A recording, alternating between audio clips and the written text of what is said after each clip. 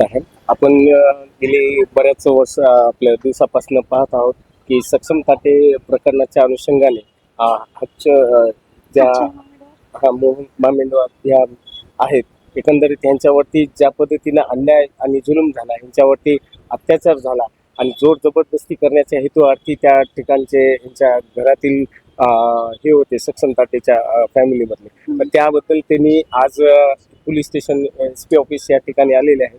तर एकंदरीत मॅडम तुम्ही काय सांगाल, काय विषय झाला प्रकार? मी तिथे गेली होती, म्हणजे एकदम प्रामाणिकपणाने गेलेली होती तिथे मी.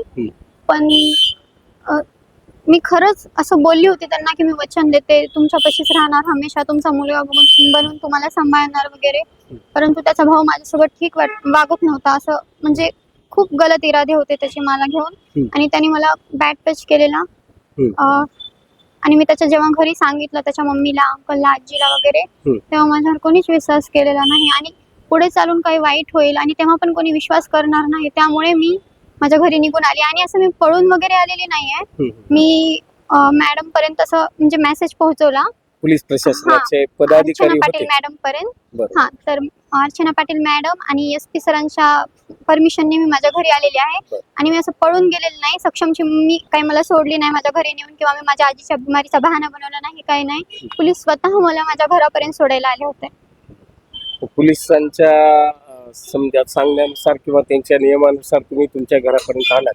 आल्याच्या नंतर तुम्हाला कुठल्या अजून हे वाटते की काही भीती वाटते का एकंदरीत, की बाबा कुठला अजून वेगळ्या पद्धतीनं हल्ला वगैरे आणि तुमच्यावरती कुठला हे करण्याचा प्रयत्न होईल का? नाही, मला तर माझ्या घरच्यांकडनं काही धोका नाहीये, परंतु सक्षमचे जे मित्र आहेत काही एक दोन, ते असं धमकी वगैरे देतात, मारतो वगैरे मला, माझ्या छोट्या भावाला वगैरे. पण आम्ही तेवढं काही ते मनावर घेत नाही.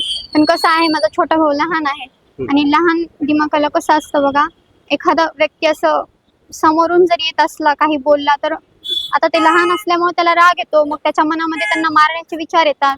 आता पोलिसांनी जर काही डिसिजन घेतलं चांगलं तर ठीक, नाहीतर मग माझा भाऊ. नाही, धमकीचे कॉल काय प्रकाराने बोलल्या जाते, काय उद्गार हे होतात एकंदरीत फोनमध्ये काही नाही. आणि सक्षमची मम्मी असं बोलले होते ना की त्या न्यूजमध्ये त्यांनी बोललं की मी त्यांच्या कॉन्टॅक्टमध्ये नाही वगैरे. त्यांचा कॉल डिटेल्स काढल्याच्या नंतर साफ दिसून येईल की त्यांच्याकडून मला खूप सारे कॉल्स येत गेले. आणि काल सुद्धा त्यांना कॉलवर बोललेली मी याविषयी, तर त्या बोलत होत्या की मी काहीच न्यूजवाल्यांना बोलली नाही आणि न्यूजवाल्यांनी फेक न्यूज दिलेली आहे. मी म्हणलं ठीक आहे, तुम्ही जर खरं बोलत असणार तर मी पोलीस स्टेशनमध्ये जाऊन केस करेल आणि मग तुम्ही या तिथे बोला, म्हणलं की अचल खरं बोलत आहे म्हणून. या विषयावरती मॅम SP साहेब काय आपल्याला बोलवण्याचं कारण काय नाही, मी SP सरांना एवढंच बोलायला आलेली आहे की मी आता हे गोष्ट आता सर्व म्हणजे दबत आहे, तर तरी पण सक्षमची मम्मी मला असं बदनाम करत आहे, काही पण असे व्हिडिओ वगैरे टाकून. हे चुकीचं आहे ना असं वागणं, बदनामी करत आहे समाजामध्ये. आधी बोलण्यामध्ये तुम्ही बोलत होतात एकंदरीत या माहितीच आम्हास की तुमच्या चुलत्यांना पण असे धमकीचे कॉल्स आणि एकंदरीत त्यांच्या जीवाला काही हानी हे होईल, जीवी हानी होऊ शकते, तर या अनुषंगाने तुम्ही काय सांगा? सक्षमच्या मम्मीने असं सांगितलं की म्हणजे मी माझ्या काकाच्या कॉन्टॅक्टमध्ये होते आणि त्यांच्या दबावाखाली येऊन किंवा असं इमोशनल होऊन मी माझ्या घरी परतले. पण खरं तर हे आहे की सक्षमचा भाऊ माझ्यासोबत नीट वागत नव्हता म्हणून मी माझ्या घरी परतले. बाकी मला काहीच घेणं देणं नाही कोणाशी. मी सज्ञान आहे आणि मी माझे निर्णय स्वतः घेऊ शकते. या ठिकाणी आज सक्षम ताटे यांच्या या गेल्या बऱ्याच दिवसापासून हा विषय चाललेला आहे. त्या अनुषंगाने आज जे आहेत त्यांना एकंदरीत एक पोलीस प्रशासनाचं प्रोटेक्शन अपेक्षित आहे आणि न्याय मिळणं फार गरजेचं आहे, कारण यांच्या जीवाला जीवितहानी काही होऊ शकते आणि एकंदरीत धमकींचा कॉल वगैरे यायला लागला. पोलीस प्रशासन नक्कीच काही पाठिंबा बऱ्यापैकी देतील मॅम.